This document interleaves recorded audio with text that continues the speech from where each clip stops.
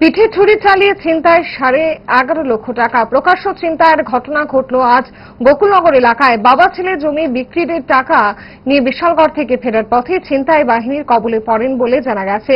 Bike নিয়ে আসা 4 ছিনতাইবাজ এই আকস্মিক কাণ্ড ঘটিয়েছে বলে অভিযোগ স্থানীয়দের। ছুরির আঘাতে রক্তাক্ত অবস্থায় পড়ে থাকেন বাবা হারেজ মিয়া, ছেলে সাগর মিয়াও আহত হয়েছেন ছিনতাইবাজদের আক্রমণে। ঘটনাস্থলে খবর পেয়ে ছুটে আসে পুলিশ। গুরুতর আহত হারেজ মিয়াকে নিয়ে আসা হয়েছে বিশালগড় মহকুমা হাসপাতালে। ঘটনার তদন্তে নেমেছে পুলিশ। ঘটনা নিয়ে স্থানীয় এক বাসিন্দা কি জানিয়েছেন শুনবো। আজকে ঘন্টাখানেক আগে এখানে 4 জন বাইক আরোহী, একটার ভিতরে 2 জন আসলে একটা স্কুটির ভিতরে আর একটা বাইকের ভিতরে আসলে 2 জন রাস্তার মধ্যে উৎপাইটা বইয়া দিছে।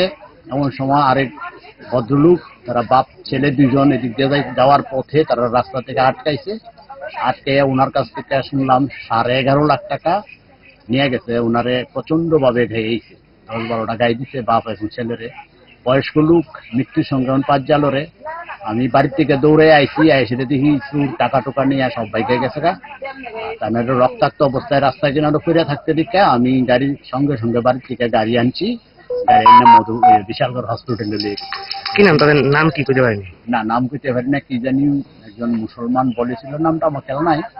উনি খুব সিরিয়াস, তাড়াতাড়ি আমি বিশালগড় নিয়ে গেছি, তা এখন রেফার করছে জিবি হসপিটাল। তবে বাড়ি কোন জায়গায় আছে? তাই বা আমি জিজ্ঞাসা করছি, তাই বলছে বাড়ি ফুলতুলি, আর টাকাটা আনছে নাকি তা গোপীনগর থেকে জায়গা বিক্রি করে।